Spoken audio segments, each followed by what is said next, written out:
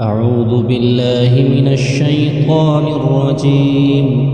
بسم الله الرحمن الرحيم. ياسين والقرآن الحكيم إنك لمن المرسلين على صراط مستقيم تنزيل العزيز الرحيم لتنذر قوما ما أنذر آباؤهم فهم غافلون. لقد حق القول على أكثرهم فهم لا يؤمنون. إنا جعلنا في أعناقهم أغلالا فهي إلى الأذقان فهم مقمحون. وجعلنا من بين أيديهم سدا ومن خلفهم سدا فأغشيناهم فهم لا يبصرون. وسواء عليهم أأنذرتهم أم لم تنذرهم لا يؤمنون. إنما تنذر من اتبع الذكر وخشي الرحمن بالغيب فبشره بمغفرة وأجر كريم. إنا نحن نحيي الموتى ونكتب ما قدموا وآثارهم وكل شيء أحصيناه في إمام مبين. واضرب لهم مثلا أصحاب القرية إذ جاءها المرسلون إذ أرسلنا إليهم اثنين فكذبوهما فعززنا بثالث فقالوا إنا إليكم مرسلون. قالوا ما أنتم إلا بشر مثلنا وما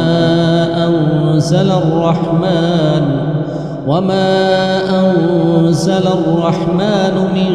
شيء إن أنتم إلا تكذبون. قالوا ربنا يعلم إنا إليكم لمرسلون وما علينا إلا البلاغ المبين. قالوا إنا تطيرنا بكم لئن لم تنتهوا لنرجمنكم وليمسنكم منا عذاب أليم. قالوا طائركم معكم أئن ذكرتم بل أنتم قوم مسرفون. وجاء من أقصى المدينة رجل يسعى قال يا قوم اتبعوا المرسلين اتبعوا من لا يسألكم أجرا وهم مهتدون.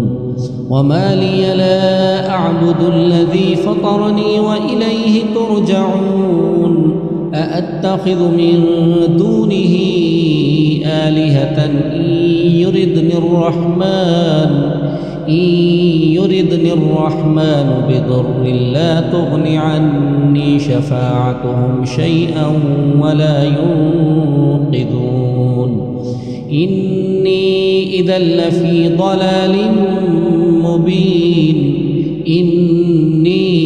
آمنت بربكم فاسمعون. قيل ادخل الجنة قال يا ليت قومي يعلمون بما غفر لي ربي وجعلني من المكرمين. وما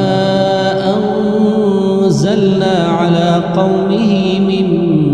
بعده من جند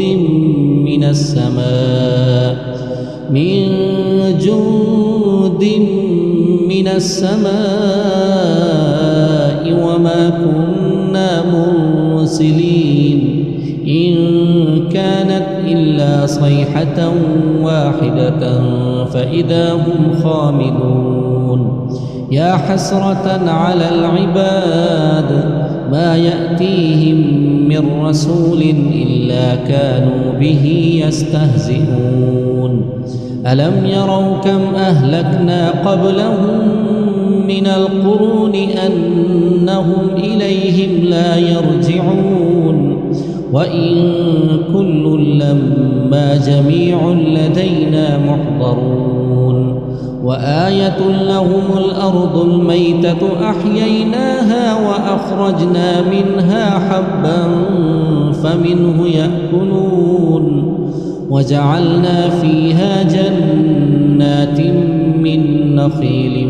وأعناب وفجرنا فيها من العيون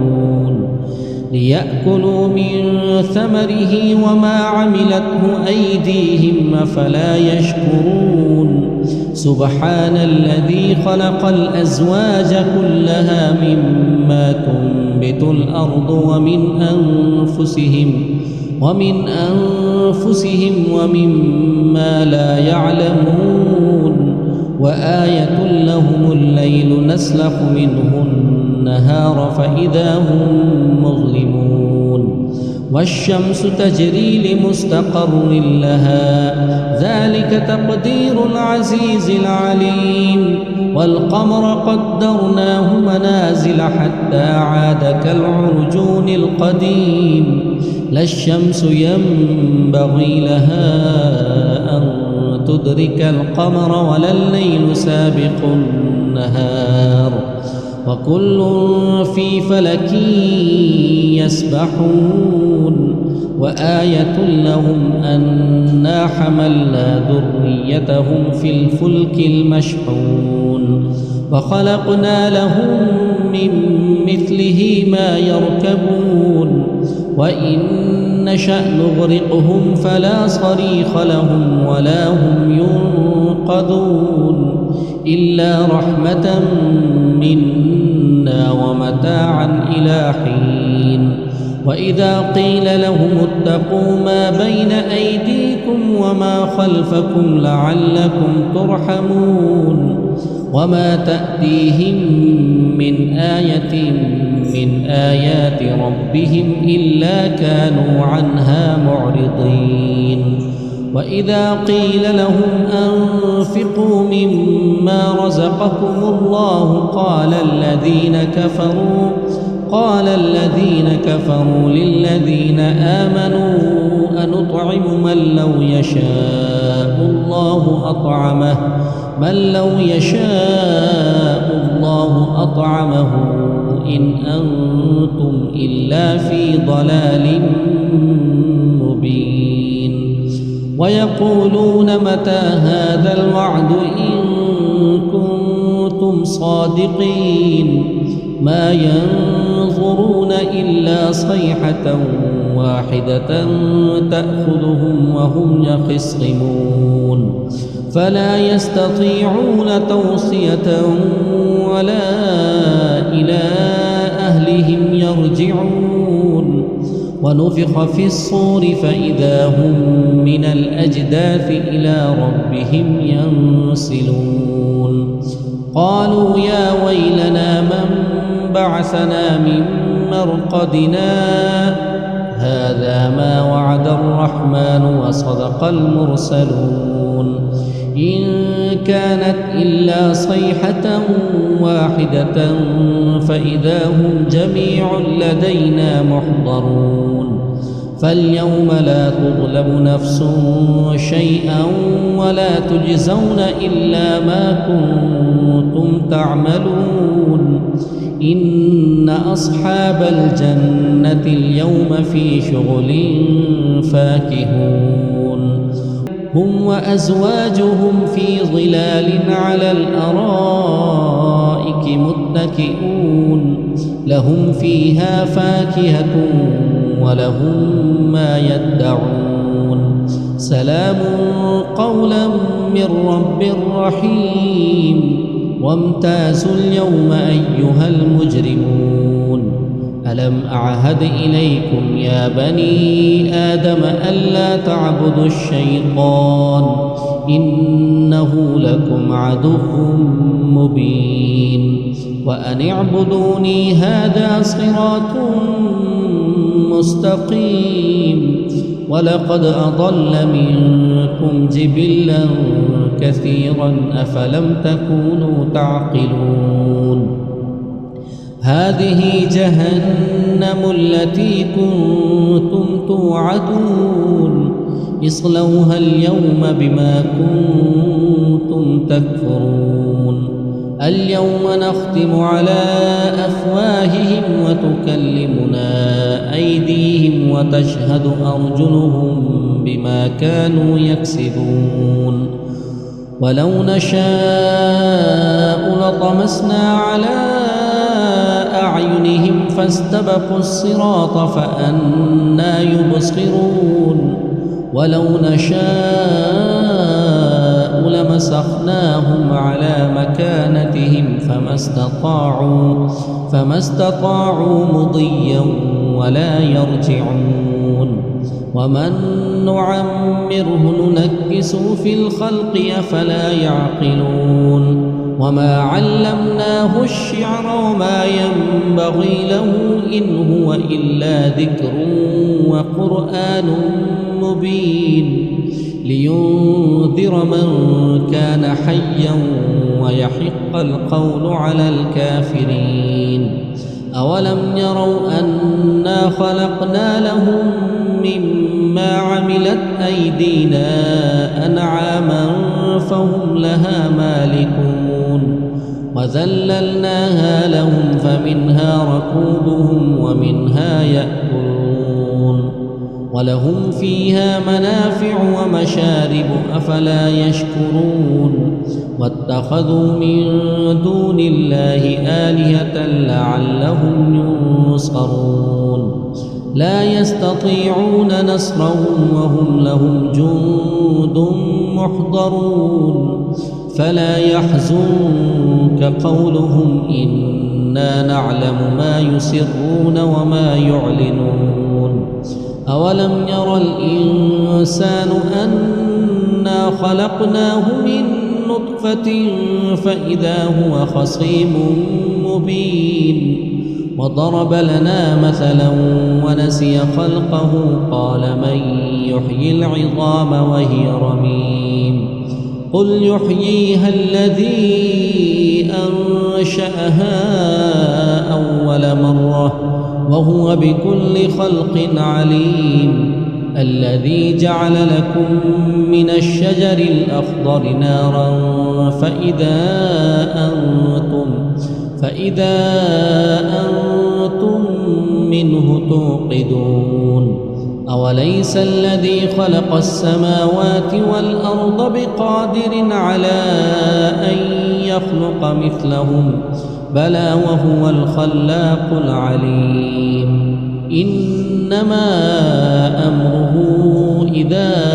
أراد شيئا أن يقول له كن فيكون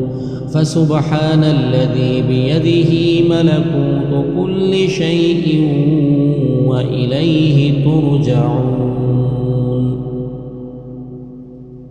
بسم الله الرحمن الرحيم الرحمن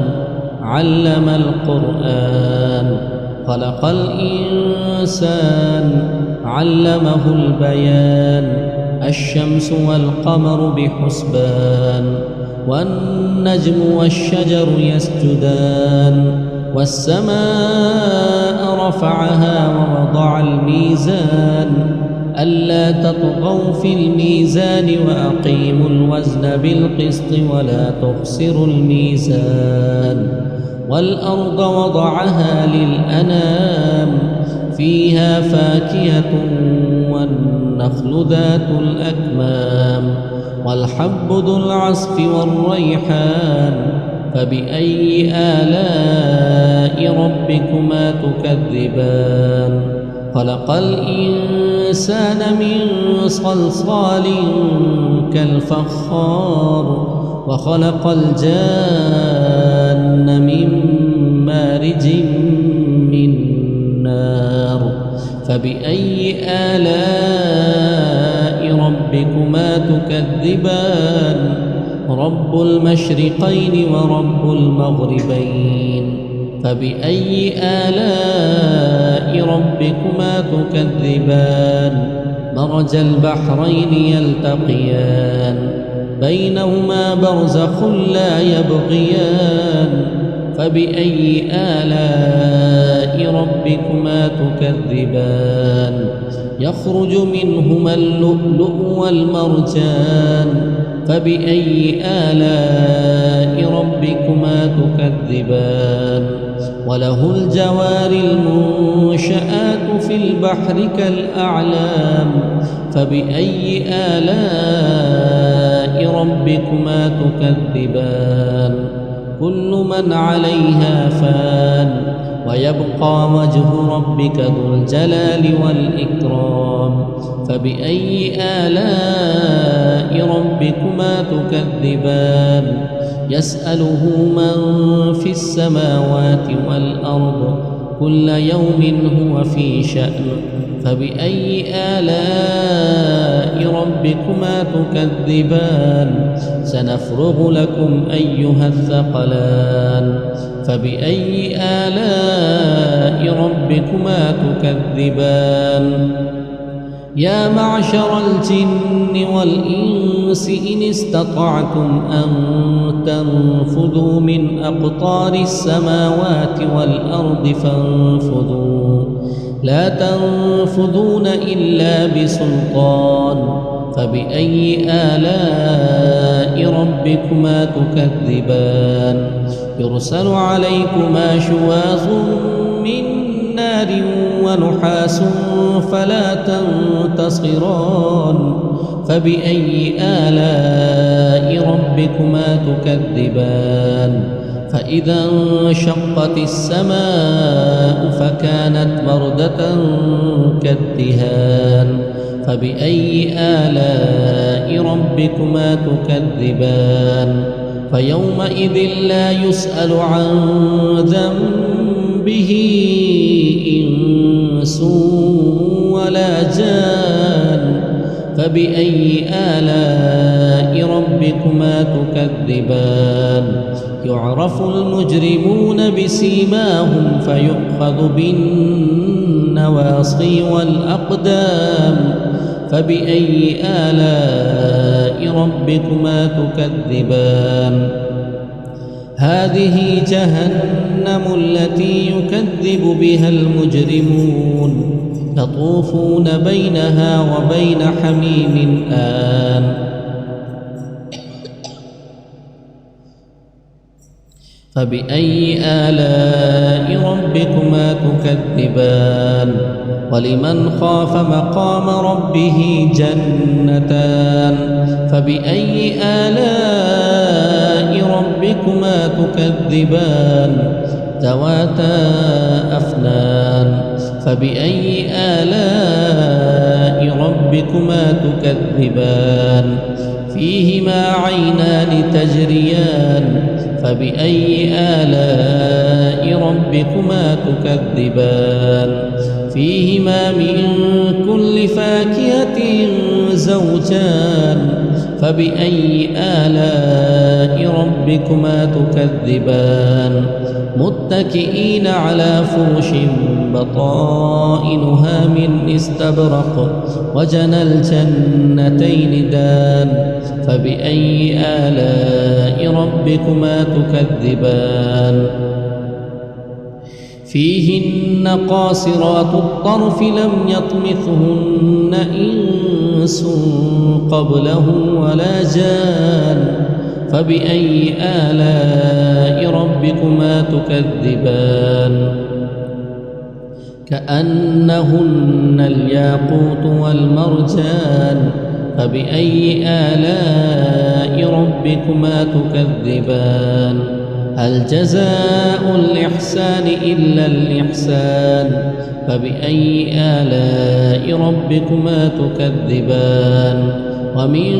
دونهما جنتان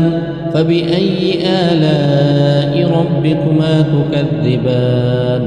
مدهامتان فبأي آلاء ربكما تكذبان فيهما عينان نضاختان فبأي آلاء ربكما تكذبان فيهما فاكهة ونخل ورمان فبأي آلاء ربكما تكذبان فيهن خيرات حسان فبأي آلاء ربكما تكذبان حور مقصورات في الخيام فبأي آلاء ربكما تكذبان لم يطمثهن إنس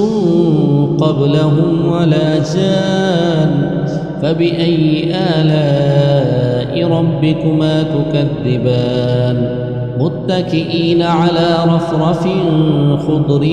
وعبقري حسان فبأي آلاء ربكما تكذبان تبارك اسم ربك ذي الجلال والإكرام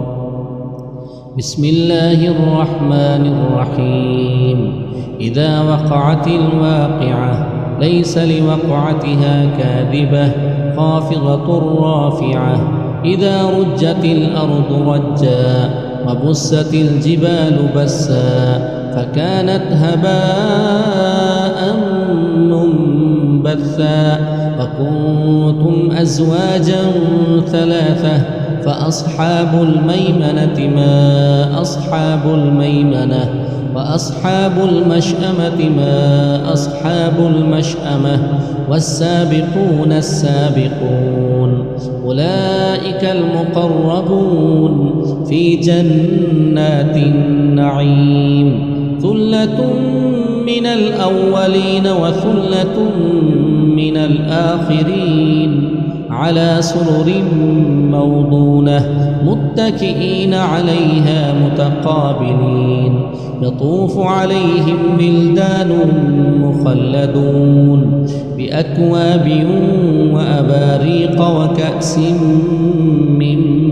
معين لا يصدعون عنها ولا ينزفون وفاكهة مما يتخيرون ولحم طير مما يشتهون وحور عين كأمثال اللؤلؤ المكنون جزاء بما كانوا يعملون لا يسمعون فيها لغوا ولا تأثيما إلا قيلا سلاما سلاما وأصحاب اليمين ما أصحاب اليمين في سدر مخضود وطلح منضود وظل ممدود وماء مسكوب وفاكهة كثيرة لا مقطوعة ولا ممنوعة وفرش مرفوعة إنا أنشأناهن إنشاء فجعلناهن أبكارا عربا أترابا لأصحاب اليمين ثلة من الأولين وثلة من الآخرين وأصحاب الشمال ما أصحاب الشمال في سموم وحميم وظل من يحموم لا بارد ولا كريم إنهم كانوا قبل ذلك مترفين وكانوا يصرون على الحنث العظيم وكانوا يقولون أإذا متنا وكنا ترابا وعظاما أإنا لمبعوثون أو آباؤنا الأولون قل إن الأولين والآخرين لمجموعون إلى ميقات يوم معلوم ثم إنكم أيها الضالون المكذبون لآكلون من شجر من زقوم فمالئون منها البطون فشاربون عليه من الحميم فشاربون شرب الهيم هذا نزلهم يوم الدين نحن خلقناكم فلولا تصدقون أفرأيتم ما تمنون أأنتم تخلقونه أم نحن الخالقون نحن قدرنا بينكم الموت وما نحن بمسبوقين على أن نبدل أمثالكم وننشئكم فيما لا تعلمون ولقد علمتم النشأة الأولى فلولا تذكرون أفرأيتم ما تحرثون أأنتم تزرعونه أم نحن الزارعون لو نشاء لجعلناه حطاما فظلتم تفكهون إنا لمغرمون بل نحن محرومون أفرأيتم الماء الذي تشربون أأنتم أنزلتموه من المزن أم نحن المنزلون لو نشاء جعلناه أجاجا فلولا تشكرون أفرأيتم النار التي تورون أأنتم أنشأتم شجرتها أم نحن المنشئون نحن جعلناها تذكرة ومتاعا للمقوين فسبح باسم ربك العظيم فلا أقسم بمواقع النجوم وإنه لقسم لو تعلمون عظيم إنه لقرآن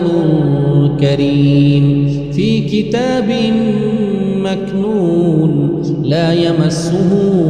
إلا المطهرون تنزيل من رب العالمين أفبهذا الحديث أنتم مدهنون وتجعلون رزقكم أنكم تكذبون فلولا إذا بلغت الحلقوم وأنتم حينئذ تنظرون ونحن أقرب إليه منكم ولكن لا تبصرون فلولا إن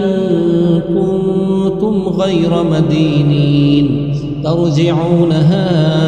إن كنتم صادقين فأما إن كان من المقربين فروح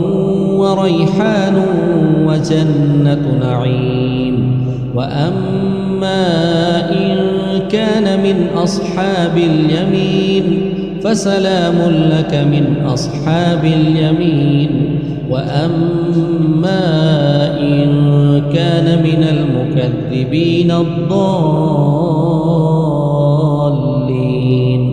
فنزل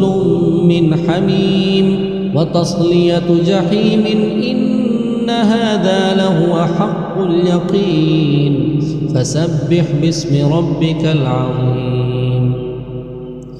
بسم الله الرحمن الرحيم تبارك الذي بيده الملك وهو على كل شيء قدير الذي خلق الموت والحياة ليبلوكم أيكم أحسن عملا وهو العزيز الغفور الذي خلق 7 سماوات طباقا ما ترى في خلق الرحمن من تفاوت فارجع البصر هل ترى من فطور ثم ارجع البصر كرتين ينقلب إليك البصر خاسئا وهو حسير ولقد زينا السماء الدنيا بمصابيح وجعلناها رجوما للشياطين وأعتدنا لهم عذاب السعير وللذين كفروا بربهم عذاب جهنم وبئس المصير إذا ألقوا فيها سمعوا لها شهيقا وهي تفور تكاد تميز من الغيظ كلما ألقي فيها فوج سألهم خزنتها ألم يأتكم نذير قالوا بلى قد جاءنا نذير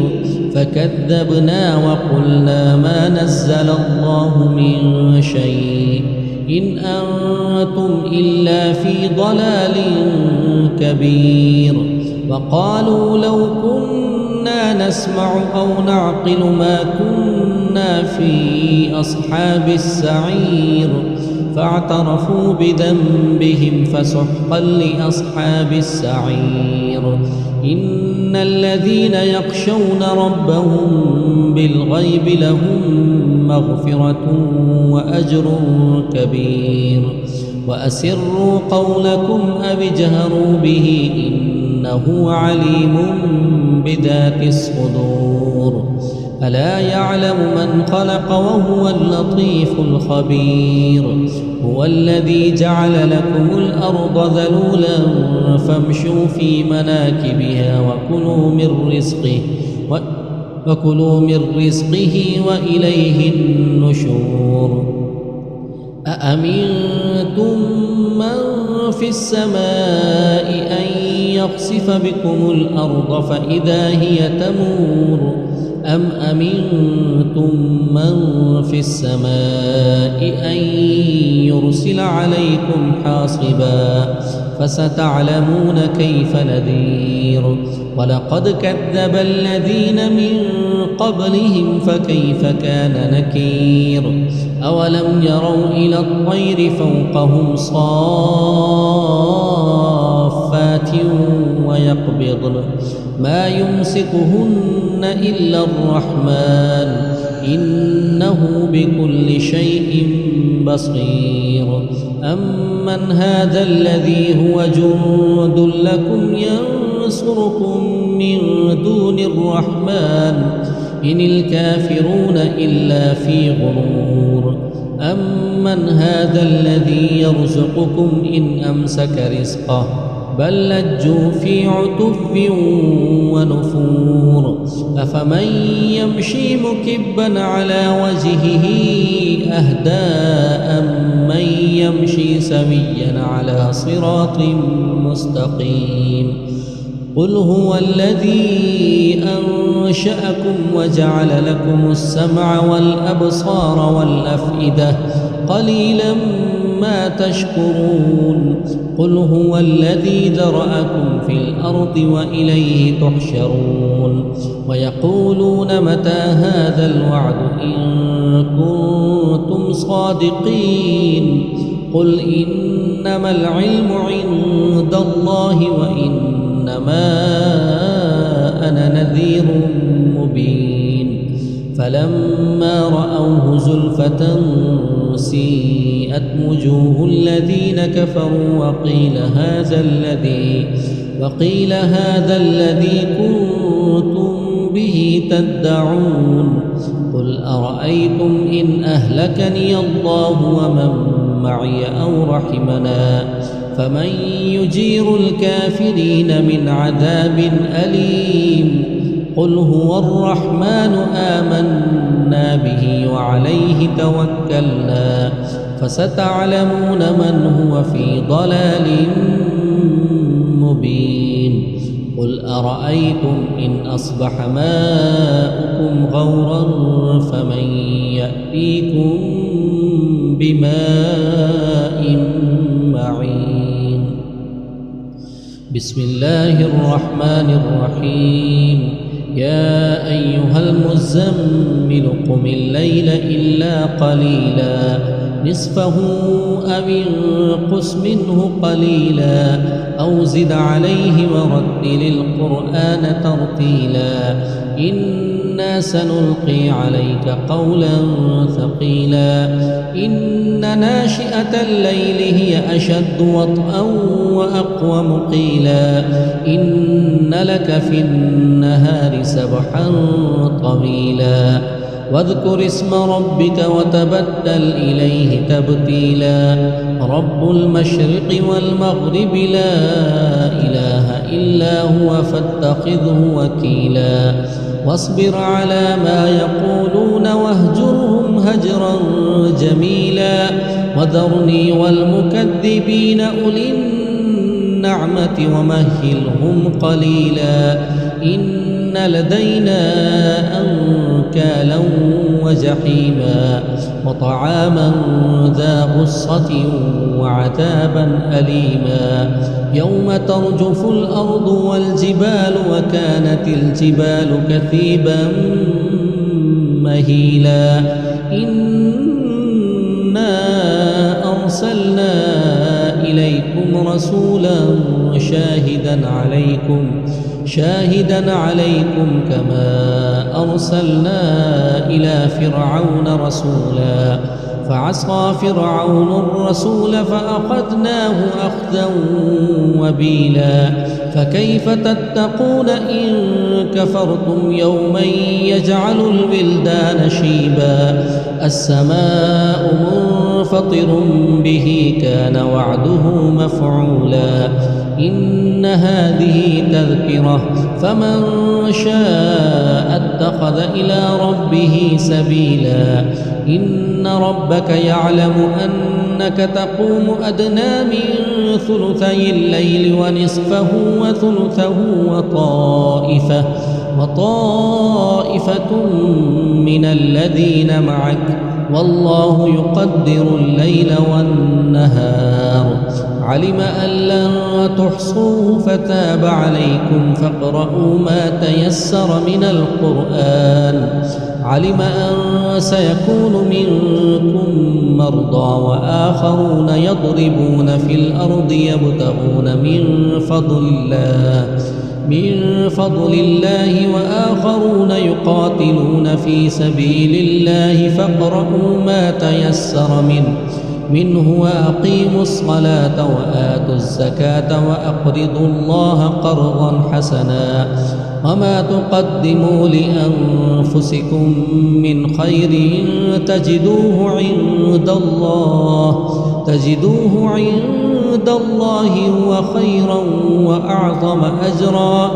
واستغفروا الله إن الله غفور رحيم.